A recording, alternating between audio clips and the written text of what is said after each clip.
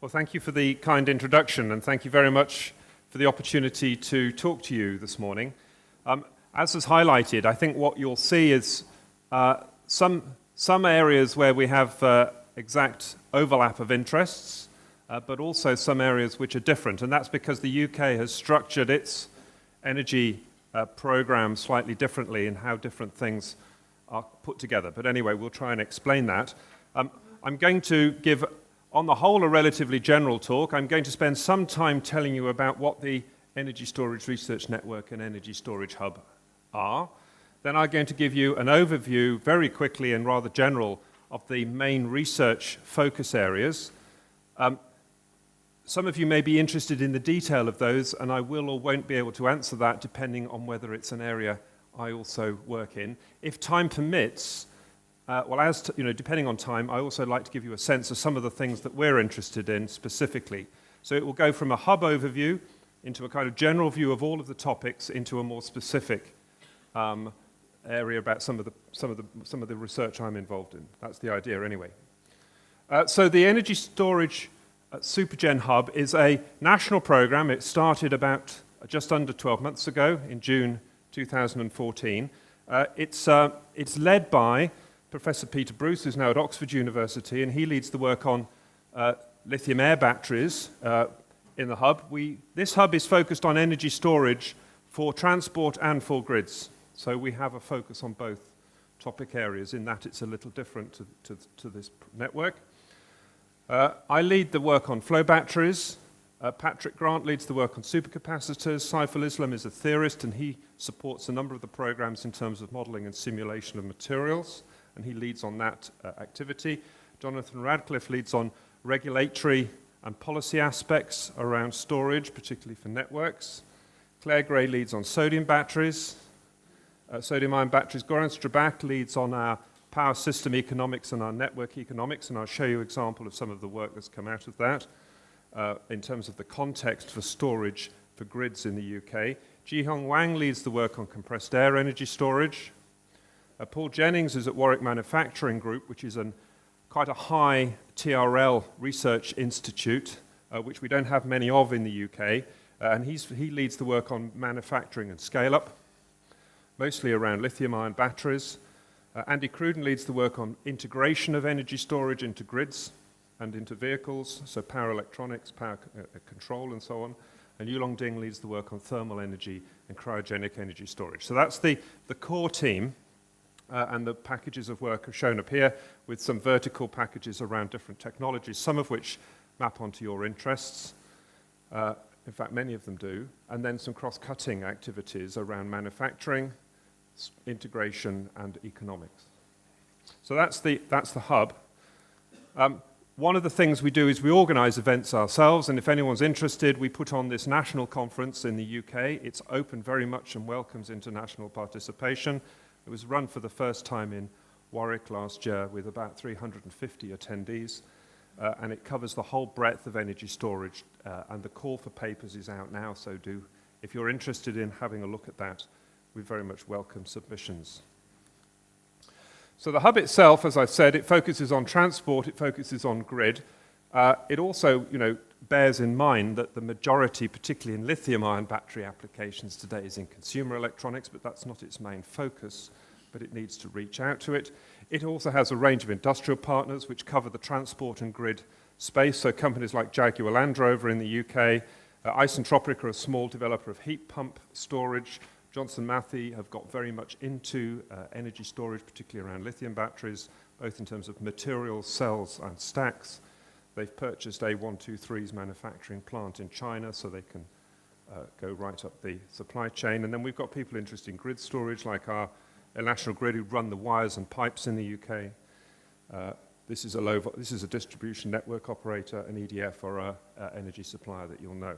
So that gives you a flavor of the industrial partners. For some reason, this slide always sticks. I have no idea why. So, the hub's here. We have a management process. This is the academic team. We have about 100 or so UK academics that support the science for us. We have, and some of what we do is we make funding awards So about 40% of our budget we give out to other people in the UK, I'm afraid. So we have to give out to UK academics. And that brings additional people into the hub over time. The idea of these hubs is that they're a focal point, but they have a transparent border. In other words, people can come and participate and join the hub over time. So we've been nucleated with some funding, and that funding supports our core research program, relatively modest actually. It supports our funding that we award, and then we also reach out as new programs are launched in the UK, particularly strategic research programs in the energy storage field. Those programs are contractually linked to the hub. So over time, we're building up a bigger portfolio of activity. And if I look at what's currently been invested in the last 2 years in the UK in money terms, it's about £50 million of research money. So 70 million euros or something like that. About 10% of that is in here.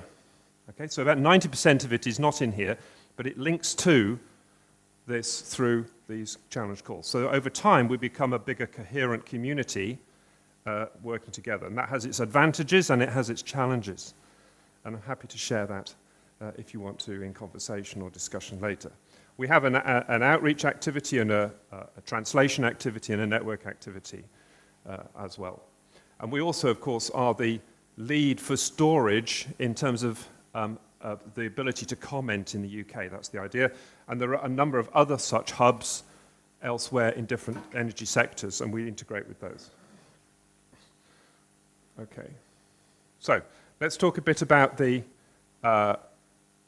work packages then, and just a slide on each without going into any detail. So on flow batteries, which I lead, we're interested in liquid gas flow batteries.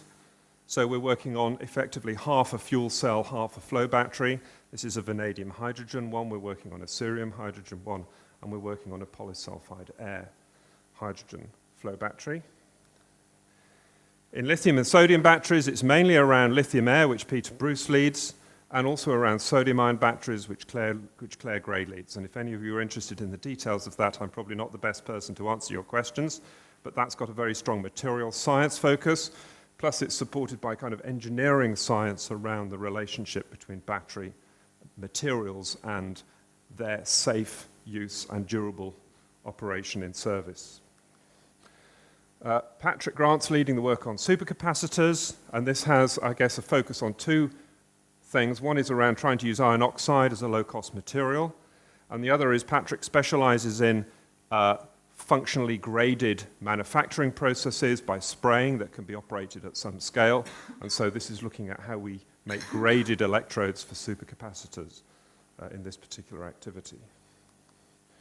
On compressed air storage, then there's quite a big program in the UK on compressed air storage that links into this. This includes the British Geological Survey, who are looking at potential sites for underground compressed air storage, and then work at Warwick, which is looking at the heat recuperation aspects of compressed air, so that one can have a higher round trip efficiency. In thermal energy storage led out of Birmingham, the focus really is on new materials for thermal energy storage. So these are composite materials, mixtures of salts, inert ceramics, and carbons to give you high thermal conductivity. And that's the work that Yulong Ding is leading. Birmingham also have a big program on cryogenic energy storage. There's been quite a big investment in that area. I don't know if you've come across a company called Highview Energy Storage, Highview Power Storage, but they have a compressed nitrogen, liquid nitrogen cycle for energy storage for grids. In terms of integration, then this is, obviously we have a transport focus as well. So we're interested in energy storage for electric and hybrid vehicles. This particular activity is led out of Southampton University, and it's mainly around power electronics, battery management systems, and control.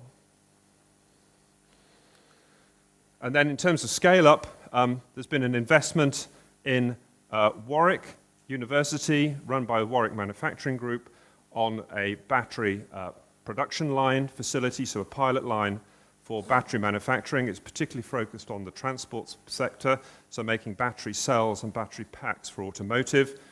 It's very strongly coupled with Jaguar Land Rover, who are a big automotive business based near Warwick. But it's open to scientists to use from across the UK and perhaps outside as well. So it's got a production facility and test facilities for cells and packs. So in terms of our budget, as I say, the hub budget itself is not that big. It's probably about £5 million or so, but it's part of a £50 million investment. So we are the bit in the middle that tries to help link the whole thing together. Roughly 40% of that is of our 5 million, so it's not that much, goes on supporting some of the core research. Some of it we give away to bring in, particularly focusing on young academics. So our first call is for early career academics, so people early in their recently appointed who find it quite difficult traditionally to engage in these big strategic programs.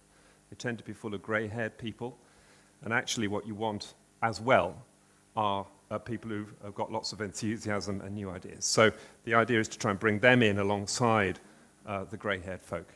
I sadly increasingly count as a grey-haired one. And then we have about 20% for networking, okay? So for communicating, for the website, for running our events and so on. One of the big investments that's been made is in capital equipment. So this is the capital investment in grid-scale storage. It's a £30 million for new equipment to do science and testing associated with grid-scale storage. I run this one, which is a £14 million investment. As you can see, it's a number of universities. So this includes things like additive manufacturing. So it's got additive manufacturing for carbons, for ceramics, for metals. It's got new 3D imaging characterization facilities, new NMR facilities, new TEM facilities. And at Newcastle, they're building a demonstration facility where it's highly instrumented, where we can put larger pieces of equipment and integrate them into the electrical network. So this is useful for control development, for battery management development, and so on. Cardiff are doing work on power electronics, for example. How do you embed control into a 1 megawatt hour lithium-ion battery pack, which contains clearly many hundreds of thousands, could contain many hundreds of thousands of cells. This is work on a demonstrator around lithium titanate, so looking at some alternative chemistries, lithium titanate potentially quite interesting for grid-scale lithium-ion chemistry. This one here is around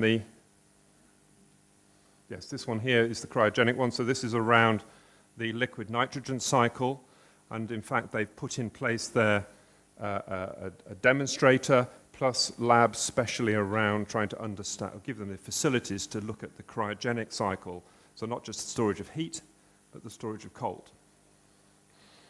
And then this one here, as the name implies, thermal energy storage. This is much more around the storage of heat and the facilities and experimental equipment to do that. So this has been a big investment in the UK science base, and this we had to spend all of this money by March of this year, so all of this equipment is just now really started to come on stream.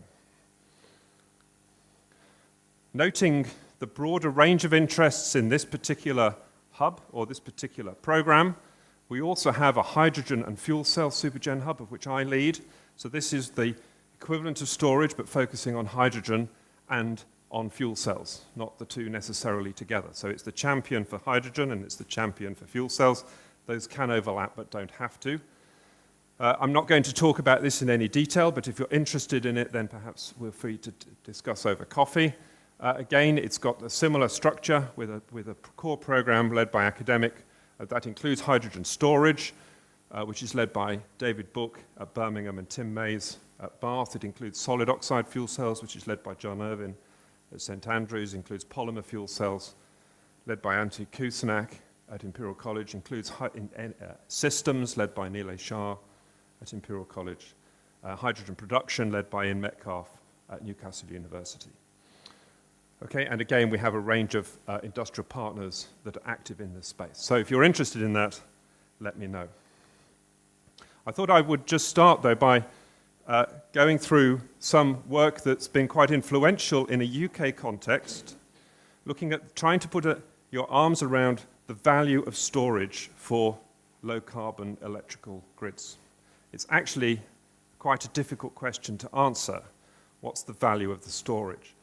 It's much easier to answer a question from a generator, right? How much does it cost to make electricity? You know the capital cost, you know the cost of capital, you know the cost of the fuel, or whatever. If it's a renewable, it's mainly just capital or some operating costs. And you can work out the cost of electricity. With storage, it's much more difficult, right? Because storage is an enabling technology. In itself, it has no purpose.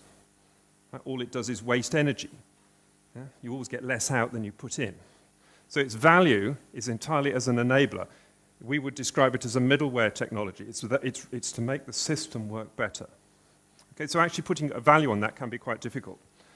So the way we've chosen to do it, and this work's led by my colleague, Goran Strabak, who's one of the kind of authorities in power system economics, is to look at the cost of constructing a system with storage and the cost of constructing a system without storage.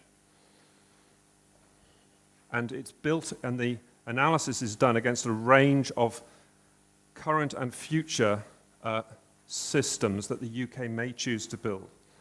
And these are based on government targets for our carbon reduction and different strategies by which you may deliver those targets. So a mixture of CCS, for example, and renewables, a mixture of nuclear and renewables. Okay, so there are different futures, and this analysis is based against those different futures. It doesn't try and predict the future, it analyzes the cost of getting to those futures, with and without storage.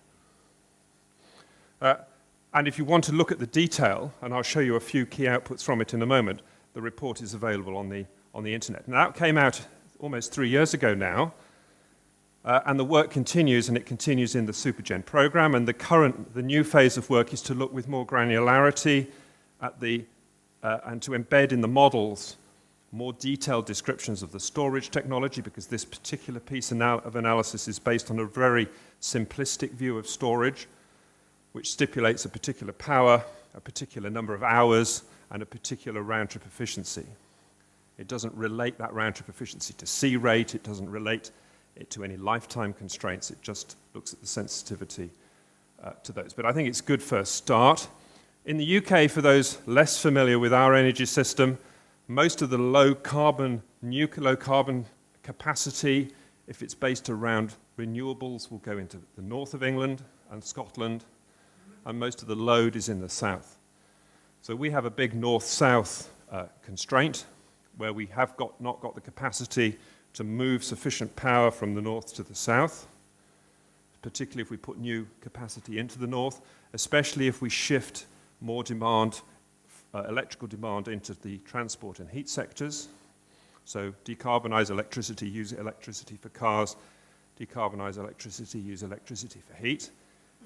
Bearing in mind that 90% of our heat in the UK comes from gas. Very hard to decarbonize.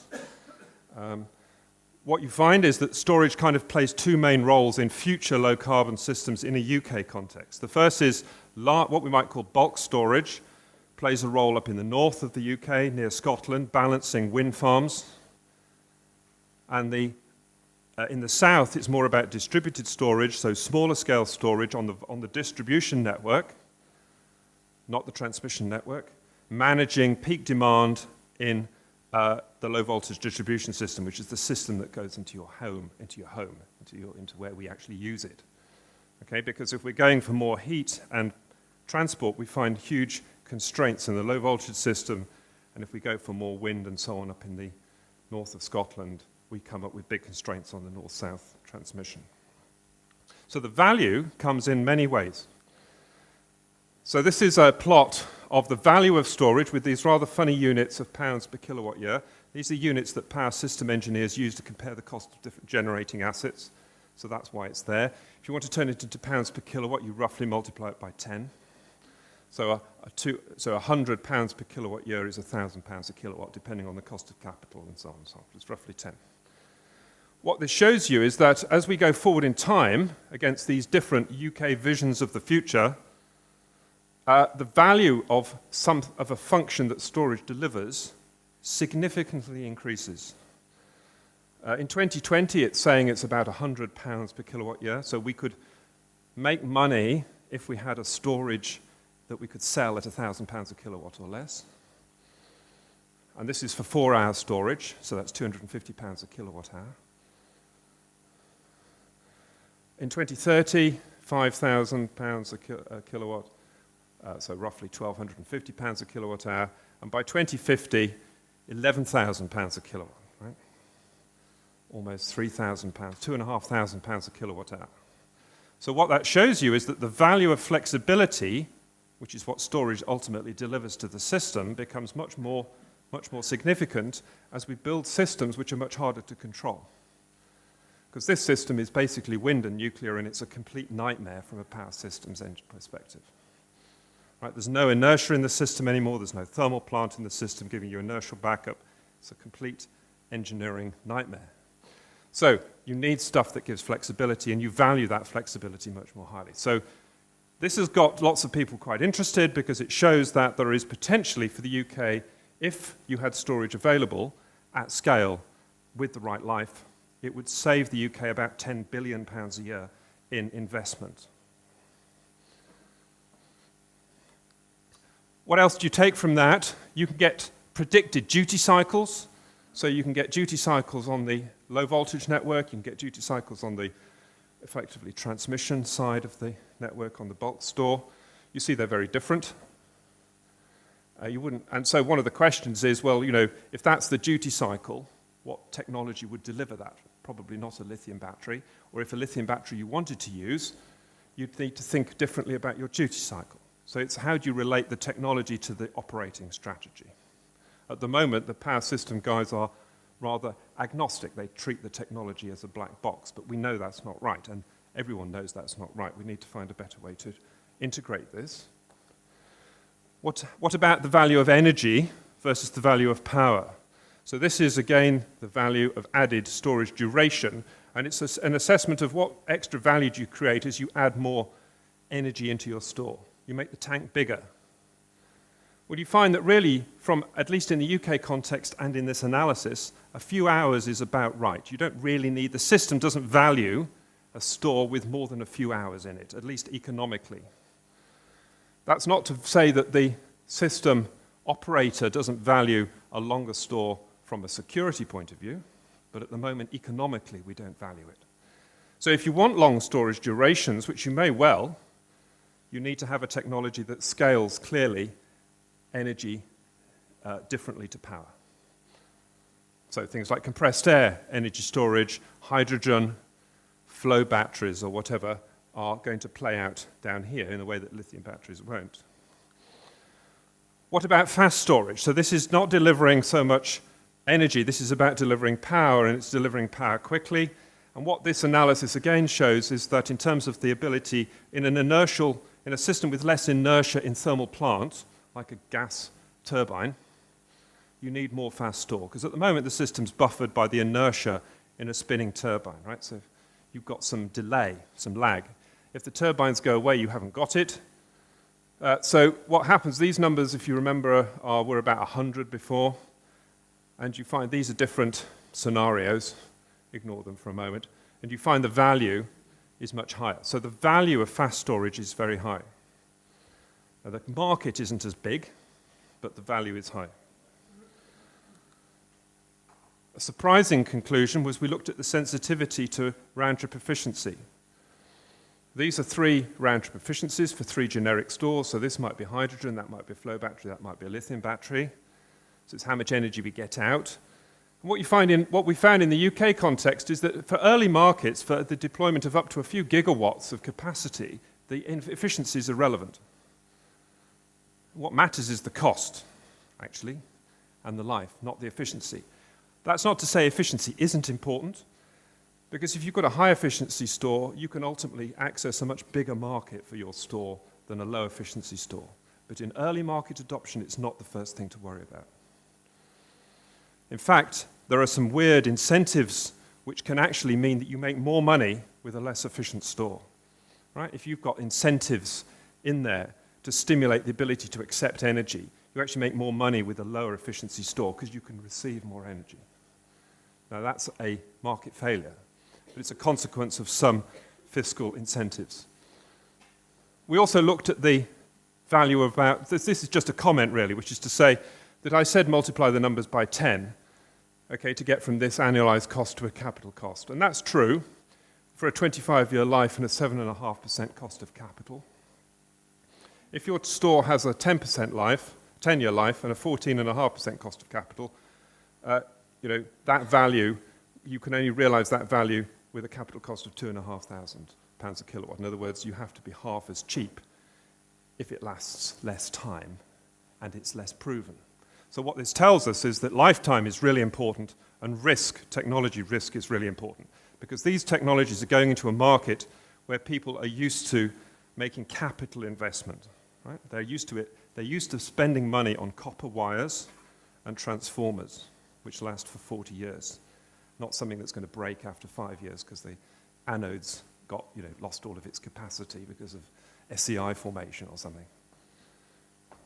So that means that collectively the sector has to learn how to prove the technologies, and hence demonstration is important. Okay, so what do we learn from that in a UK context for grids? Well, firstly, there's significant policy interest, and that's been driven by the potential value. But we currently, in the UK anyway, don't have a lot of demonstrations. We have some. The other thing you conclude is that there isn't a storage technology that the market needs. There's a portfolio of technologies with different characteristics that the market will need. There are technologies that deliver energy, and that will be useful. So pumped hydro is an obvious example of that. We have that in the UK. We don't really have much additional pumped hydro we could build. We're a tiny little crowded island without a lot of spaces to put these things. Compressed airflow batteries, power to gas, liquid air, pumped heat are all examples of those sorts of technologies. They won't all succeed, but some in that category, there is a definite market.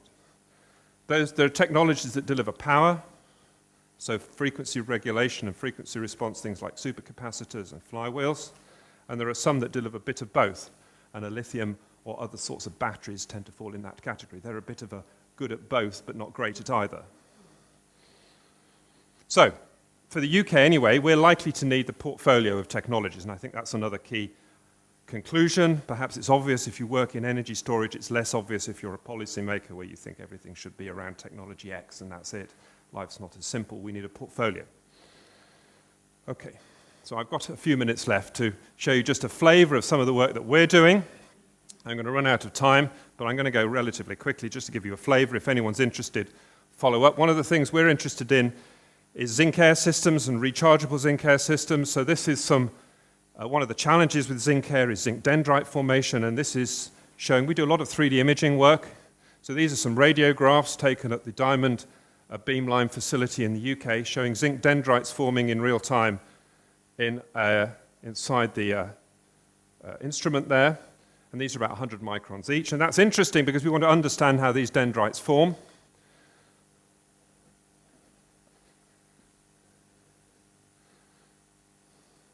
So we can then start to track, and get information about how the voltage changes and how the dendrites form.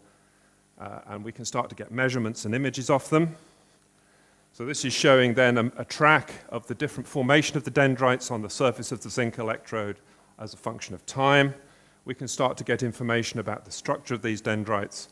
We can subsequently take these dendrites out and image them in a fib-SEM. So this is a destructive technique where we slice away and then image with a microscope and then reconstruct. And we can start to get information about this is the X-ray image in situ, and obviously this is the ex situ fib image, which you get a lot more granularity of detail. So we're interested in that sort of thing. This is a little bit old now, but it's still quite cool. So this is using X-ray techniques to look inside a working battery. This is a little pacemaker battery. It's a lithium manganese oxide cathode in a little cell. This is a picture here, so it's just 4 millimeters in size. And again, you can put this inside a laboratory instrument. So these measurements we can now do these measurements in our own instruments in our labs. as opposed to having to go to a synchrotron. And once these experiments are quite nice. I mean, they're quite visual for talks like this, but actually there's information to be gained. So this is the cathode inside the battery, and the blue are the pores inside the battery, and the red is the lithium manganese oxide.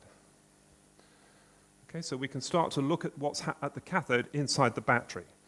What does that allow us to do? It allows us to look at how the particles change as we charge and discharge the battery.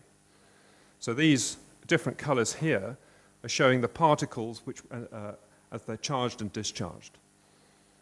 And there are little arrows on here that you can't see, but you can effectively track the movement of all of these particles, and you can get a map of strain. So you can get a strain map of the particles.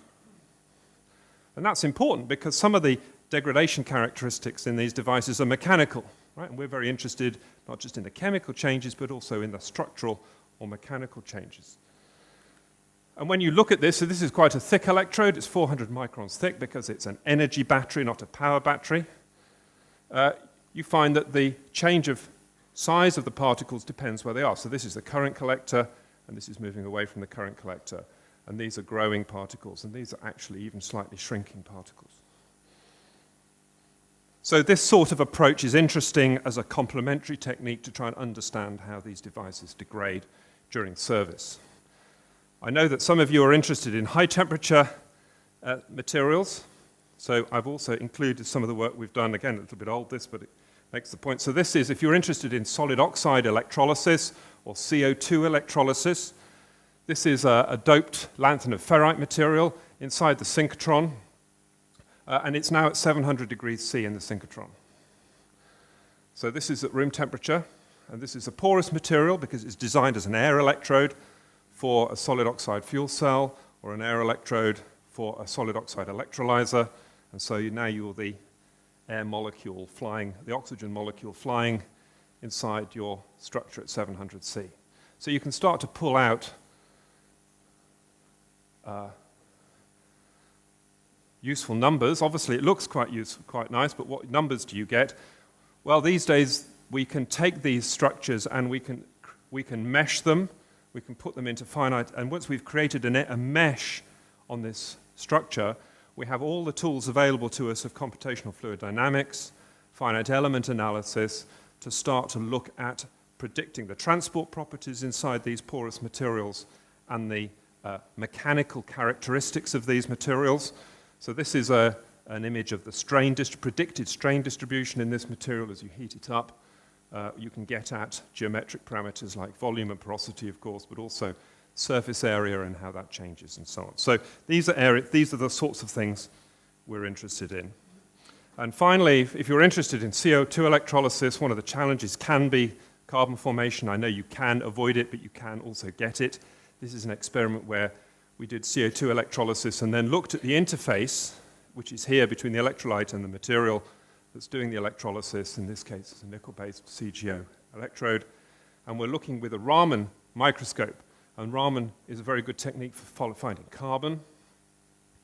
And then this is tracking the formation of carbon next to the electrolyte interface, because when you reduce CO2, you get CO, and carbon monoxide can form carbon under the right circumstances. And then here, there's put a Ceria interlayer in between the two electrodes, and that's well known for its ability to suppress carbon, and that's demonstrated in the experiment. And this is a technique, again, you can do during service, well, not service, but so much as in situ with a special cell with a transparent window. Okay, so I've got a couple of minutes left, so I'll wrap up with this. So I think there are clearly, in a number of countries, and the UK is one of them, there's been a recognition that storage is a technology that has a role or could have a role to play, not only for grids, but also for transport. In the UK, we set up the Energy Superstore Hub and also the Hydrogen and Fuel Cell Hub to try and create an integrated program or help develop an integrated program. We're very much open for engagement, and we'd very much value that. There's some contact details on here for the hydrogen side. Thomas is the administrator for the hub at Oxford, or you're welcome to contact me. Thank you very much.